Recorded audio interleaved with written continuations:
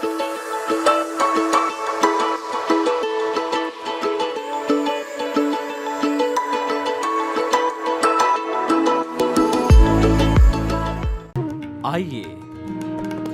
सुनिए, देखिए, समझिए सनातन सत्य। जैसी दृष्टि वैसी सृष्टि, दृष्टि विज्ञान। कुदरत, कुदरती रचना एवं कुदरत के कानून से शाश्वत सुख की प्राप्ति।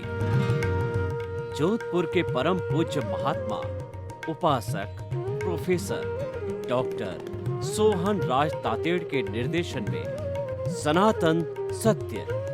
जैसी दृष्टि वैसी सृष्टि, दृष्टि विज्ञान।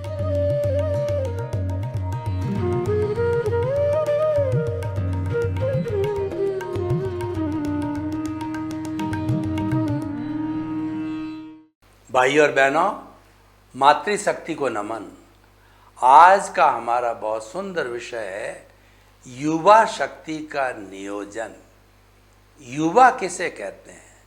जो शक्ति का विस्फोट करता है और जिसके अंदर वह अवस्था उस समय आ जाती है, पूर्ण शक्तिमान अवस्था युवा अवस्था कहलाती है। और ये 18 से 35 साल की उम्र होती है, वो युवा अवस्था कहलाती है। युवा अवस्था में आते आते व्यक्ति के अंदर पूरे शरीर का जो है जितना विकास होना होता है वह सब विकास हो जाता है। इंद्रियां बलिष्ठ बन जाती है, मन है वह पारंगत हो जाता है और बुद्धि है वह सुनिर्णय करने वाली बन जाती है, सुबुद्धि बन जाती है। और चित्त है हमारा एक जगह स्थिर होने लग जाता है और आत्मा है वह भी पूर्ण रूपेण डेवलप्ड अवस्था हो जाती है। यानी व्यक्ति, अगर मैं पुरानी वर्ण व्यवस्था की बात करूं या आश्रम व्यवस्था की बात करूं तो 25 साल तक ब्रह्मचर्य आश्रम होता है और 26 साल में वह प्रवेश करते ही गृहस्थ आश्रम में आ जाता है। ब्याह शादी, बाल बच्चे, उनको पैरों पर खड़ा करना 50 वर्ष की अवस्था तक होती है, वह ब्रह्मचर्य आश्रम कहलाती है और वही युवा अवस्था होती है। इसीलिए ब्रह्मचर्य आश्रम से गृहस्थ आश्रम में आने पर शादी होती है, क्योंकि शरीर का पूरा विकास हो जाता है और वह पूरा भार लेने लग जाता है। ऐसा कहा जाता है कि युवा के कंधे इतने मजबूत हो जाते हैं हाथी की तरह कि उसके ऊपर कितना ही भार डालो कोई फर्क नहीं पड़ता है। और एक गधा होता है यानी बच्चा होता है तो उसके ऊपर भार डालो तो बच्चा गिर जाता है, वो इतना भार ले नहीं सकता है। तो गधे पर हाथी का भार डालने की जो कहावत है, कभी शरीर इतना डेवलप हुआ नहीं, रब ने भार डाल दिया। कोई भी छोटा बच्चा होता है बेचारा 10 साल का, 15 साल पर, और कुछ उसके ऐसी पारिवारिक स्थितियां बनती है कि माता या पिता गुजर जाते हैं, दोनों गुजर जाते हैं, तो छोटे भाई बहनों का भरण पोषण उसके गले आ जाता है और उसको जो है धंधा करना पड़ता है, कमाना पड़ता है, नौकरी करनी पड़ती। यानी जो गधे पर हाथी का भार लाद दिया जाता है तो उसकी क्या स्थिति, वो दबने लग जाता है, क्योंकि अभी पूरा युवा हुआ नहीं है। वह मजबूरी की अवस्था होती है, उसको भार ढोना पड़ता है। वह बढ़ते बढ़ते जब युवा हो जाता है तो उसकी खुद की समझ डेवलप हो जाती है और फिर तो उसके कोई कठिनाई नहीं आती है। तो ऐसी युवा शक्ति जो होती है उसका नियोजन कैसे किया जाए? देखिए, युवा अवस्था एक आनंद की अवस्था होती है। युवा अवस्था में बच्चा लगभग 25 साल तक जो है अगर पूरी शिक्षा ग्रहण करे तो वह यूनिवर्सिटी की शिक्षा, डॉक्टरेट लेवल तक की शिक्षा ग्रहण कर लेता है। उस शिक्षा पर समय जो है व्यक्ति को संस्कारों का बहुत ध्यान देना पड़ता है। युवा शक्ति का निर्माण है वो बचपन से हो जाता है। और माँ होती है वो बच्चे की प्रथम पाठशाला होती है। जब बच्चा तुतलाने लगता है तब माँ उसको सिखाती है, मदर टंग कहलाती है। वो तुतला तुतला माँ मैया करता है और तुतलाता तुतलाता है तो माँ उसको संस्कार देती है कि बड़ों को प्रणाम करो और जो भगवान की भक्ति करो, सबके हाथ जोड़ो और जो विनम्रता का भाव रखो। ये बचपन से ही 5 साल का 4 साल का बच्चा होता है तो सुसंस्कार दिए जाने चाहिए। सुसंस्कारों का अर्थ ये होता है कि हमारा समाज, हमारे धार्मिक ग्रंथ, हमारे ऋषि मुनि और हमारे वृद्ध जन जो है किस चीज़ को इम्पोर्टेंस देते हैं, कौन से एथिक्स, कौन से कायदे, कौन से कानून, कौन से नियमों को लागू करते हैं, वो सारे संस्कार कहते हैं। जो अच्छी शिक्षा दी जाती है, व्यक्ति को अच्छा बनाता है, मानव बनाता है, वो सारे सुसंस्कार कहलाते हैं।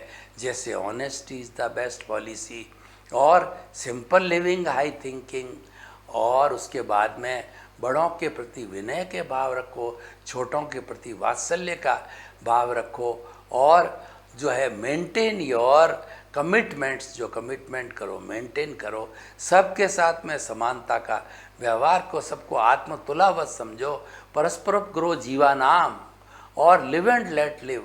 ऐसे जो हमारे जो मूल्य हैं समाज के द्वारा बनाए गए और शांतिपूर्ण सहस्तित्व जो मूल्य हैं, उन मूल्यों को जीवन में धारण किया जाए, वो सुसंस्कार दिए जाते हैं, उसकी शिक्षा दी जाती है, वह सुसंस्कारों की शिक्षा होती है।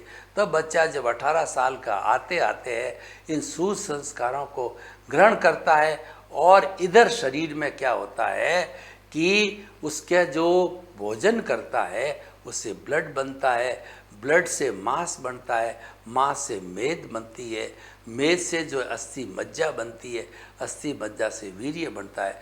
सप्त धातुएं पूरी तरह से बननी चालू हो जाती युवावस्था में, वो पूरा डेवलप हो जाता है तो पूरा, और शरीर बलिष्ठ होने के कारण वह सारा भार लेने की भी अवस्था हो जाती। कितना ही भार उस पर डालो तभी उसकी शादी की जाती है कि वो कमा करके माता पिता का भी ध्यान रखेगा और साथ साथ में अपने पत्नी बाल बच्चों का भी ध्यान रखेगा, पालेगा पोसेगा और उनको पैरों पर खड़ा करेगा।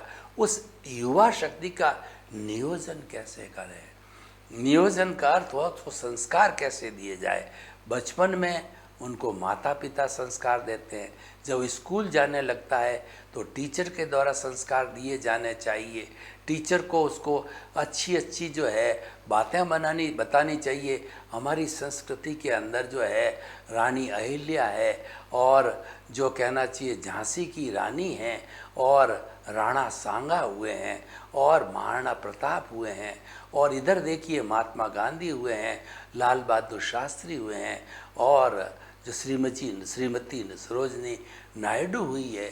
ऐसे बड़े बड़े जो नेता हुए हैं, बड़े बड़े जो लोग हुए हैं, जो भारत रत्न हैं, उनके जीवन की कथाएं सुनानी चाहिए, कहानियां सुनाई जानी चाहिए।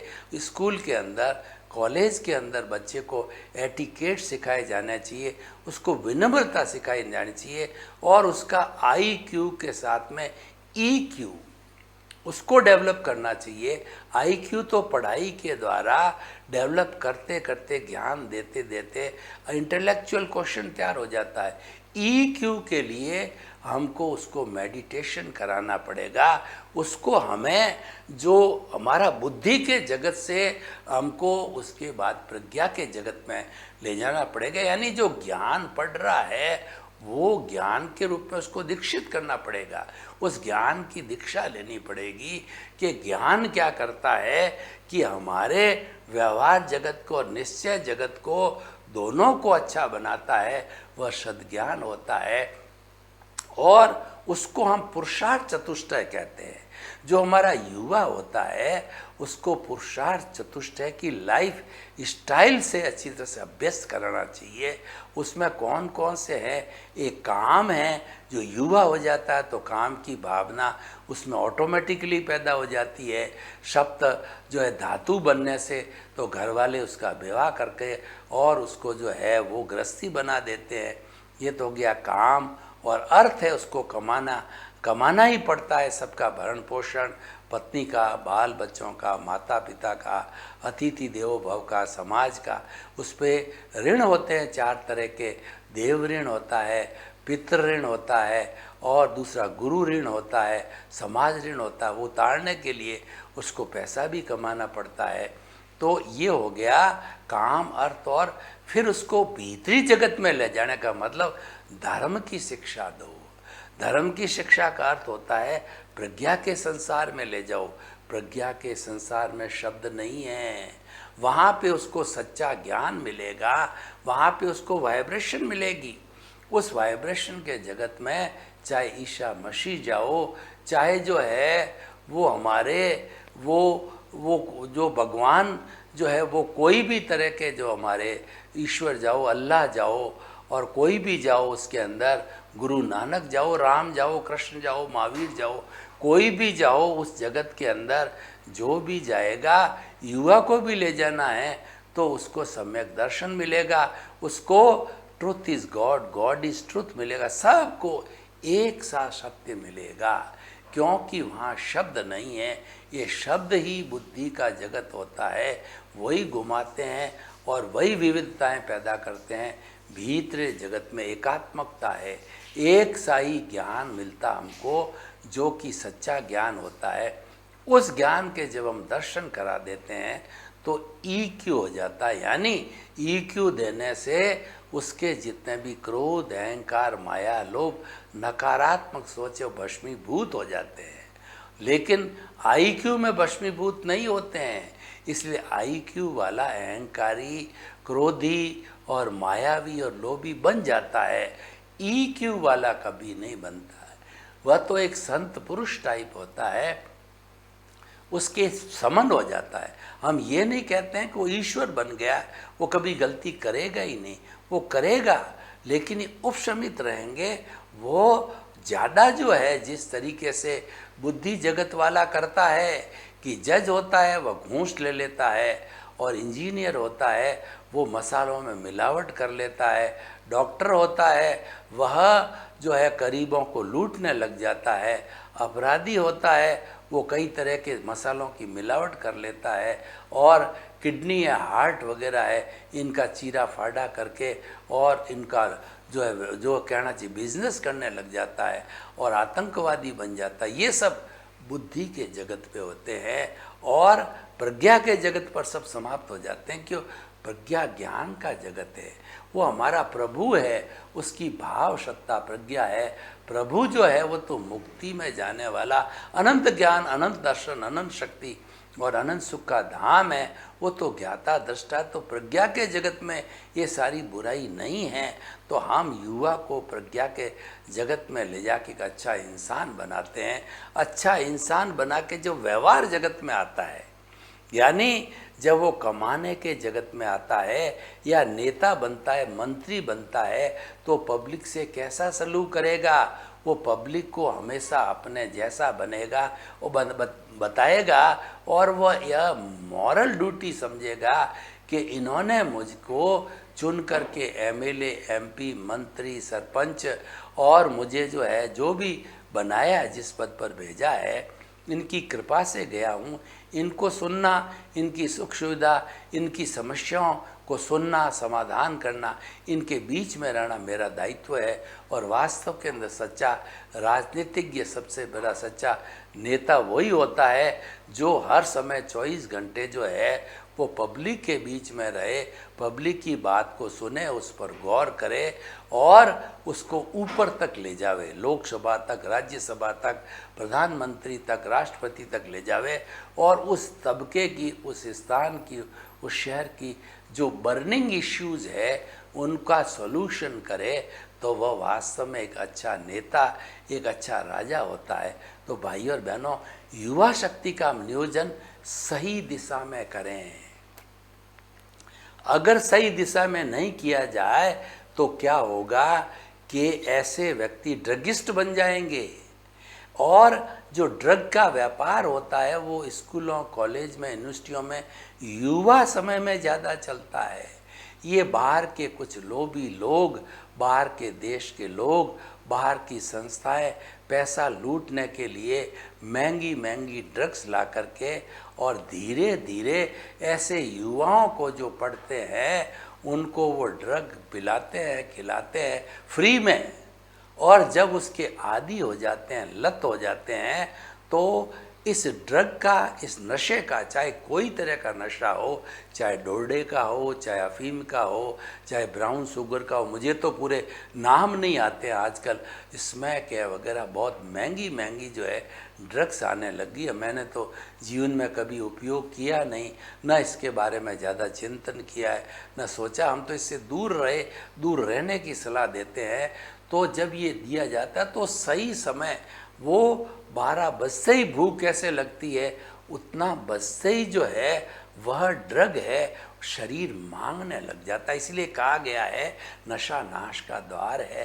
पहले व्यक्ति नशा को खाता है, फिर नशा उसको खाता है, उसको नशीड़ी बना देता है। मैं एक हाईली नशीड़ी की बात बताता हूँ कि पुराने ज़माने के अंदर जो नाग कन्याओं को पाला जाता था, खूबसूरत लड़कियाँ, अप्सरा लड़कियों का दुरुपयोग करने के लिए उनको जो है नागों को डसाया जाता था।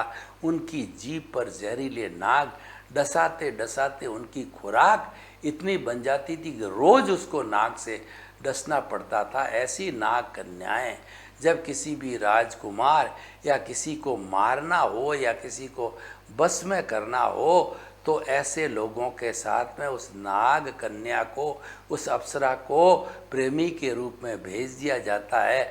वह उसके ऊपर जो है सारा जो भी अपना कार्य करके अपने वश में लेकर के उसको मार देती थी, क्योंकि वो तो विष से भरी हुई थी। वह विष को जो है वो ट्रांसप्लांट कर देती थी। सामने वाले राजकुमार या जिस किसी प्रभावशाली व्यक्ति को मारना होता था या डैमेज करना होता था, तो इस तरीके का ये व्यापार चलता है सारा। तो उस युवा शक्ति को इस नशे की लत से जो है अलग रखना चाहिए। और कभी भी पहला कदम किसी को मालूम पड़ जाए, चाहे पेरेंट्स को मालूम पड़ जाए, चाहे उसके दोस्त को मालूम पड़ जाए, चाहे टीचर को मालूम पड़ जाए जिसके साथ वो रहता है, तो उसका दायित्व बनता है उस कदम को सही करो, उसको त्याग करा दीजिए। हम लोग तेरापंथी जैन संप्रदाय से है, छोटे बच्चे होते हैं, हमको बच्चों में गुरु के सामने जाके व्यसन मुक्ति का करा दिया। हम जीवन भर तक कोई तरह का व्यसन सेवन नहीं करेंगे, जीवन भर हम व्यसन मुक्त रहेंगे, ऐसा गुरु के सामने हमारे पेरेंट्स जब युवा थे तब हमको जो है इसका त्याग करा दिया। और आज 77 अवस्था होते हुए जीवन में कभी किसी तरह का व्यसन हमने उसके कारण युवा समय से आज तक जो है नहीं उपयोग में लिया है। तो ऐसा कार्य हमें युवा शक्ति के नियोजन में करना चाहिए। और युवा शक्ति होती उसका नियोजन राष्ट्र निर्माण में करना चाहिए। युवा शक्ति का नियोजन गलत दिशा में नहीं जाना चाहिए। कई राजनीतिज्ञ लोग क्या होते हैं, अपना उल्लू सीधा करने के लिए उनको गलत राजनीति सिखा देते हैं, प्रलोभन दे करके, और वो विरोध के अंदर जाना लोगों को, और साथ साथ में देश की संपत्ति को जलाना, बसों को फूंकना, ट्रेनों को फूंकना, ट्रेनों की पटरियों के बोल्ट खोल देना, जिससे ज़्यादा से ज़्यादा हज़ारों लोगों की कैजुअल्टी हो जावे, तो कितना बड़ा नुकसान हो। हिंसा किसकी होती है, और हिंसा में सबसे ज़्यादा युवा होते हैं। आज आप पूरे अपराधों का जो है पुलिस के पास जाकर के सारा चिट्ठा निकालिए, उस पर शोध करिए, आपको मालूम पड़ेगा कि अपराध करने वालों में 90% लोग युवा 18 से 35 साल के युवा है। तो ऐसा ये कदम उन्होंने रख दिया है। हमको ऐसे युवा शक्ति का नियोजन अपराध में नहीं करके उन्हें हमें अच्छे धंधे आर्मी के अंदर है, पुलिस के अंदर है, अच्छे बिजनेस में है, अच्छी फैक्ट्री में है, अच्छी मल्टीनेशनल कंपनी अगर पढ़े लिखे हैं, कंपटीशन में डालना चाहिए उनको। वो निट का कंपटीशन करे, जी मेंस जी एडवांस का कंपटीशन करे, वो एनयूलू का कंपटीशन करके अच्छे जज बने, अच्छे वकील बने, वो अच्छे इंजीनियर बने, अच्छे डॉक्टर बने, अच्छे नेता बने, वो आरजेएस आईएएस आईपीएस बने और अच्छी राजनीति करे। जो कि आज हमारे भारत के प्रधानमंत्री वगैरह जो अच्छा कार्य करते हैं, वो अच्छी राजनीति के लिए उसको तैयार करें। ये युवा शक्ति के नियोजन की मुख्य बातें हमें करना चाहिए। युवा के पास में अनुभव नहीं है, जोश है पर होश नहीं है, और जो वरिष्ठ नागरिक है, जो बुजुर्ग हैं, उनके पास में जोश नहीं है पर होश है। तो ये जोश और होश मिलकर के, युवा और बुजुर्ग मिलकर के वह एक अच्छे देश का, अच्छे समाज का, अच्छे परिवार का निर्माण कर सकते हैं। हमारी जो पारिवारिक व्यवस्था है उसमें दादा भी रहता है, पिता भी रहता है, पोता भी रहता है, तो तीनों पीढ़ी मिलकर के परिवार का विकास करे। यानी दादा के पास में बहुत बड़ा होश है, दादा के पास के अंदर बहुत बड़ा ज्ञान है, वो पिता उसका उपयोग करे, और पिता है अपने पुत्र यानी पोते को वो देवे, या दादा सीधा पोते को दे सकता है, अनुभव बतावे कि इस रास्ते चलोगे तो विकास है, ये परोपकार का रास्ता है, ये जगत कल्याण का रास्ता है, ये जो है लोक कल्याण का रास्ता है, ये हितकारी रास्ता है, इसे तुम्हारे को प्रसिद्धि, नेम और फेम मिलेगा, तुम्हें शांति मिलेगी, सुकून मिलेगा, और तुम्हें प्रसन्नता होगी कि लोग कहेंगे कि ये बहुत अच्छा इंसान है, बहुत अच्छा व्यक्ति है, तुम्हारी सर्वत्र प्रशंसा होगी। ये सब बातें कब होती है कि जब हम सुसंस्कारी बनते हैं और युवा अवस्था में हमको अच्छे संस्कार मिलते हैं। तो भाई और बहनों, हम आपको बताना चाहते हैं कि युवा शक्ति का सही नियोजन कीजिए। सही नियोजन का अर्थ ये है कि उनके पास अनुभव नहीं होता है, उनको गलत दिशा में मत डालिए, उनको अपराध की दिशा में मत डालिए, उनको आतंकवाद की दिशा में मत डालिए, उनको व्यसन की दिशा में मत डालिए, उनको जो है वो जुआ खेलने की दिशा में मत डालिए, उनको व्यभिचार की दिशा में मत डालिए। उनके पास शक्ति है, आप तो डालोगे जहीं वो करने लग जाएंगे। उनको सही सही रास्ता बता दीजिए। इसीलिए हमारा दृष्टि विज्ञान है, वह यह कहता है कि आपकी रॉन्ग बिलीफ, आप दिशा बदल दीजिए, आपकी दशा बदल जाएगी। आप नज़र बदल दीजिए, आपका नज़रिया बदल जाएगा। आप दृष्टि बदल दीजिए, आपकी सृष्टि बदल जाएगी। हम कुदरत के कानून का उपयोग लग करके, और हम युवाओं को ये दिशा दिखाना चाहते हैं कि आप सही दिशा में चलिए। सही दिशा प्रभु की दिशा है। जब आप भीतरी जगत में जाके प्रभु को पहचानने लग जाओगे, तब ऑटोमेटिकली जो है आपको सही रास्ता मिल जाएगा, क्योंकि भीतर का जगत प्रभु का जगत है। वहाँ कोई बुराई नहीं है, उसका स्पर्श करते ही आप कुंदन बन जाओगे। जब सोने को तपाया जाता है तब वह कुंदन बन जाता है। ये कुंदन बनने की प्रक्रिया भीतर है। भीतर ऐसा प्रभु बैठा है जो कि वह पारस मणि है, वह लोहे को सोना बना देता। वो चिंतामणि रत्न है, वो कामधेनु है, और वो नंदन वन है, वो कल्प वृक्ष है।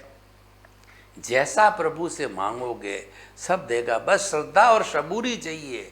हमें युवा शक्ति का नियोजन करने के लिए साईं बाबा ने जो मुख्य दो बातें बताई, बड़ी सटीक बातें बताई।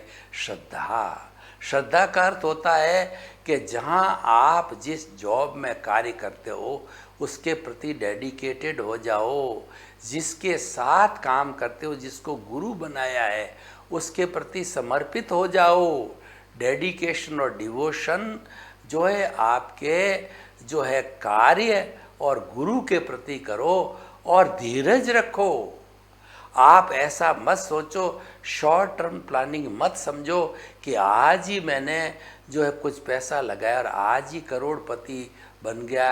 आप शॉर्ट टर्म प्लानिंग मत करो। धीरे धीरे धीरे रुपया जोड़ जोड़ के जब आप लखपति बनोगे, तब आप जो करोड़पति, लखपति से करोड़पति, 100 से हजारपति से जो है लखपति, लखपति से करोड़पति, करोड़पति से अरबपति बनाए हुआ स्थायी होता है। पहले नींव को मजबूत करो। अगर आपने नींव ऐसी डाली है, उस पर 100 मंजिलें लगा दो, उसके ऊपर अर्थक्वेक प्रूफ बना दी है, आपके मंजिलों का कोई खतरा नहीं है। तो आपके संस्कारों की मंजिल को मजबूत करो, तो उसके ऊपर कितने ही भवन बनाओ, कैसा भी आपको काम दो, आपकी सूरदास की काली कमरिया चढ़े न दूजो रंग, आप इसमें पारंगत हो जाओगे कि आप पे कोई दूसरा रंग नहीं चढ़ सकता। आप पे बुराइयां कभी भी जो है हावी नहीं हो सकती है। तो इसीलिए आप अगर बुराइयों को हावी नहीं होना चाहते हो, आप अच्छे बनना चाहते हो, तो युवाओं की शक्ति का सही उपयोग करो। युवा को गलत दिशा में मत जाने दो, क्योंकि समाज में कोई भी परिवर्तन अच्छा लावे या बुरा लावे, वह युवा ही ला सकेगा। युवा में शक्ति होती है, युवा शक्ति का विस्फोट कर सकता है। उसके अतिरिक्त चाहे बाल्यकाल की अवस्था है, चाहे प्रौढ़ की है, चाहे वृद्ध की अवस्था है, वह शक्ति का विस्फोट नहीं कर सकता है, वो ज्ञान का विस्फोट कर सकता है। लेकिन शक्ति का विस्फोट तो युवा ही कर सकता है, क्योंकि वह शक्ति का भंडार होता है। वृद्ध होता है वो तो ज्ञान का भंडार होता है। अतः युवा शक्ति का नियोजन सही दिशा में किया जाए तो परिवार, समाज, देश बहुत ही तरक्की करेगा। सर्वे भवन्तु सुखिनः, सर्वे सन्तु निरामया। लोक के सब जीवों को सुख मिले, शांति मिले, आनंद मिले, प्रेम मिले, सौहार्द मिले, और सभी अपने परिवार के साथ आनंद का जीवन जी करके परोपकार करें, समाज सेवा करें और सबका कल्याण करें। आपके प्रति मंगल भावना और शुभकामना। ओम शांति।